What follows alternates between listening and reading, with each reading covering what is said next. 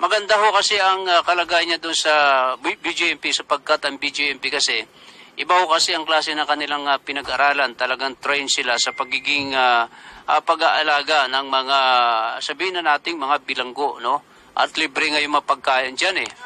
Noong araw, yung mga director general niyan, madalas ko ma-interview nung naka-assign ako noon or nakabit ako sa mga department agencies at mga police beat nung araw.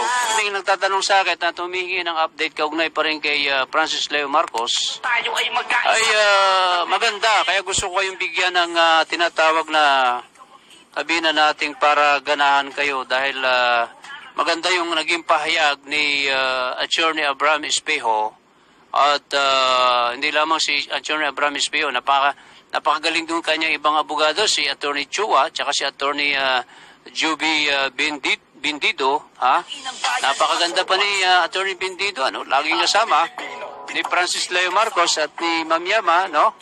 At yung sinasabi ni, gusto ko lamang bigyan kayo ng update para naman hindi kayo nag-aalala kay Francis Leo Marcos kasi taliwas doon sa mga sinasabi ng iba na hindi na makakapagpiyansa dahil maraming kaso, etc., etc. Ay hindi naman totoo yan kasi alam nyo, may legal process ang batas. Ay kahit sino akusado, may karapatan na mag-bail, no? Mag-petition for bail. Ay maniwala nga kayo doon sa kaso ni the late President Ferdinand Idralin Marcos nahatulan po siya at convicted ng kasong murder kasama yung kanyang brother-in-law na si Quirino Lizardo, no?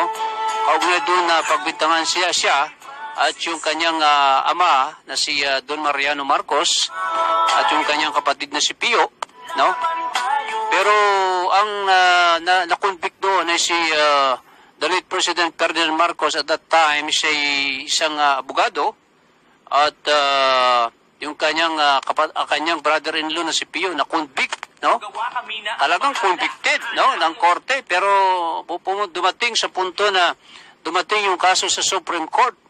Kaya nga siya binawi ng Supreme Court yung kanyang kaso at sa noong mga panahon na yun ay panahon ni dating Supreme Court Associate Justice Jose P. Laurel na isa ring makata, isa ring bayani ng bansang Pilipinas sapagkat naging hukom at naging pangulo ng ating bansa noong 1943 hanggang 1945 mga kaibigan. So ibig sabihin, inabsuelto si the late President Ferdinand Marcos doon sa kanyang kasong murder at si Francis Leo Marcos ay may kaso. Subalit ito magandang pakinggan ninyo mga mahal naming mga taga-subaybay, lalong-lalo na yung mga nagmamahal kay Francis Leo Marcos sapagkat ito nga yung sagot ni Attorney Abraham Espejo kaugnay pa rin doon sa query ni Ma'am Yama. Basahin natin, ano? Ito yung sinasabi ni Attorney Abraham Espejo, no? In the answer to your question, sabi niya, about the cases that we are representing for Francis, no? Number one, the only serious existing case in the alleged trafficking case in the RTC in Manila. The others are not so difficult as they are all bailable, no? Eh lahat daw ng mga kaso na yan ay mga bailable na lang, naman, maliban na lamang doon sa sinasabi nilang alleged di umano, at trafficking, no? Na sinasabi nga na before yung sasala, no? Sasala ng RTC ng Regional Trial Court ng Manila. At sinasabi pa ni Attorney Abraham Espejo na those who are giving an opinion that Francis has been charged in so many hundreds of cases are dead, no? Are dead wrong, no? We only see one commitment order and just a few warrant from some unmeritorious cases, yung mga wala namang sinasabi, mga wala namang merito na mga kaso, no? Yung some unmeritorious cases, yung sinasabi niya. Number three, easy to accuse but hard to prove, no? Madaling mag-akusa pero mahirap mo itong patunayan.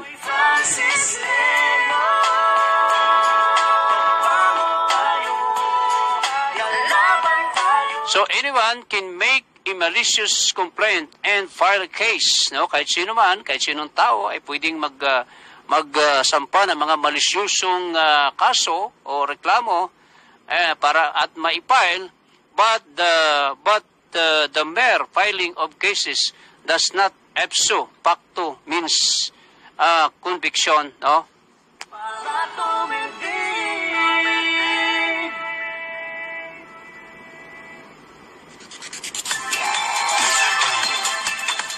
Yan lamang ho, ang ibig sabihin niyan, yung mga sinasabi nila, yung mga nagpapakalat na sandamakmak na kaso umano ni PLM ay hindi totoo.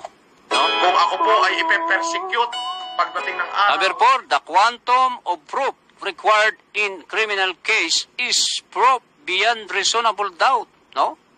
Yung bigat daw ng kaso, no? O mga katibayan ay kinakailangan sa isang criminal case, proof beyond reasonable doubt, no? Kailangan talagang dapat na mapatunayan. Something that is so difficult to achieve, it is not enough that there is a proof. The law requires proof that can withstand any doubt or alternative explanation. This is due to the constitutional presumption that the accused is innocent. Malinaw sa batas yan, yung the presumption of innocent. You have to honor the presumption of innocent until his guilt is proven beyond reasonable doubt. So, yun.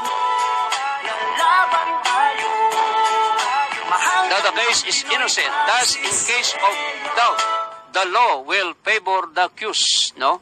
Pagka mayroong mga pagdududa na mga kasong sinasampa o inaakusa, ay ang batas ay papabor doon sa mga inaakusahan. Lahat ay kakayanin kahit na anumang hamon o tayong magpapatinag anuman kataas ang alon, lalampasan ang bagyo na parang Number 5, on the matter of several people with same name as Norman Mangusin. Well, last count, we saw hundreds of people who have the same name, no? Marami naman talagang mga ganyang mga pangalan, ano? No? Apparently, public records show this surprising fact, and this actually great aids the cause of the defense. No? Ay talaga namang yung mga records na yan ay nakakabigla, no?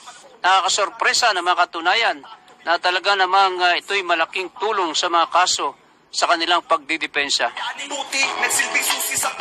It makes it more difficult for the prosecution to prove its case. No? Talagang mahirapan ng mga prosecution na kanilang patunayan yung mga kaso na yan na ibinibintang sa kanila. I can't complain. In fact, I'm happy to know this, sabi niya, no? Talagang natutuwa pa siya at nasisiyahan. Si Atty. Espejo. Number 6, let us not believe people who falsely accuse Francis out of the blue of a myriad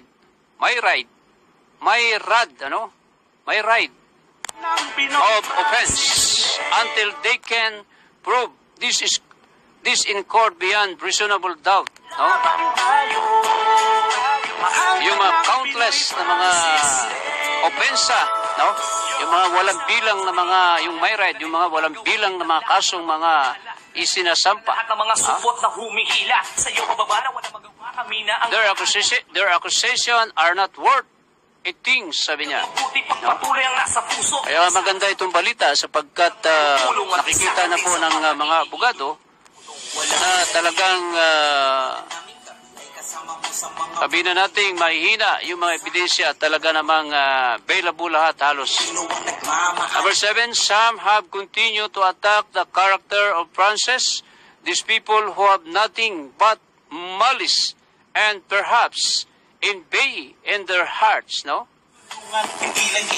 Yung mga tao na yan ay talaga man mga may pakiramdam na discontented sa kanilang mga puso.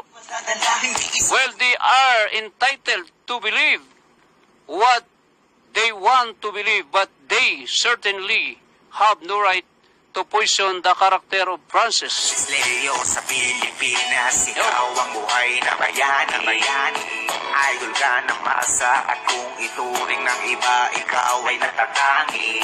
Tuloy lang ang laban. And they have no right to force majority of the people to adopt their delusion, no? Yung mga kanilang mga maling mga akala, no?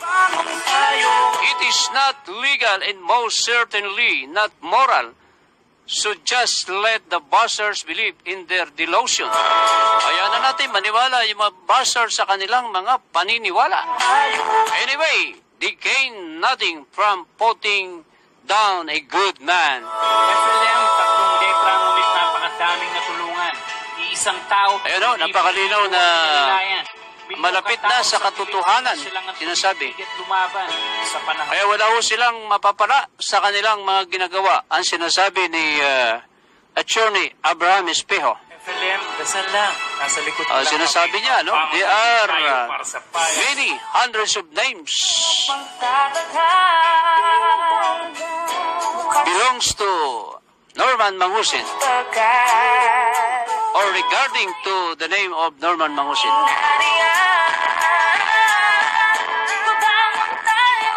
Talagang kahit sino naman maraming kapangalan.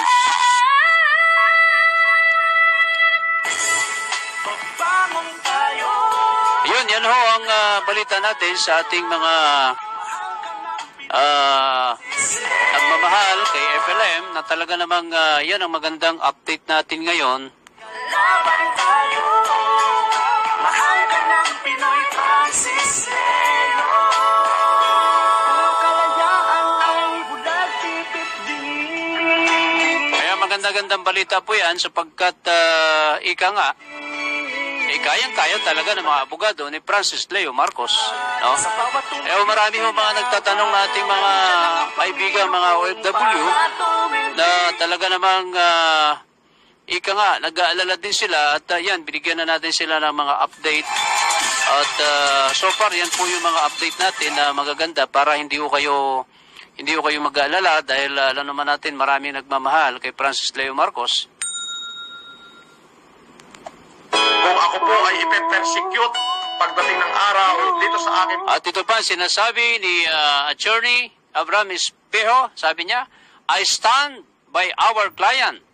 I believe he is innocent and we will do battle in court to vindicate para mapatunayang malinis ang pangalan ng kanyang kliyente. No? To vindicate his name. My client is no angel. No? Hindi man anghel ang kanyang client, but he has a golden heart. No? Ay, tinan mo si Attorney Espejo na talagang alam niya at naniniwala na may ginintuang puso si Francis Leo Marcos. His only fault was that he cared more for the poor people. Oh, he cares for the poor than for himself. Di nagpatangay, tirihan man ng bitig ng taong bayan, kasaysayan ang magwawala para sa'yo at kusang mag-ingat. Ay, nakita niyo naman po, kahit nasa kulungan na si Francis Leo Marcos, ang sinasabi niya ay tutulong siya, tutulong. At walang makakahadlang sa pagtulong niya sa ating mga kababayang mga Pilipino, lalo na po yung nangangailangan ng kanyang tulong. Tignan mo naman, habang nakakulong doon sa kanyang dating pinaglagyan, ay ganun pa rin, tumutulong pa rin, inutusan pa rin niya yung kanyang mga tauhan. Parang agila sa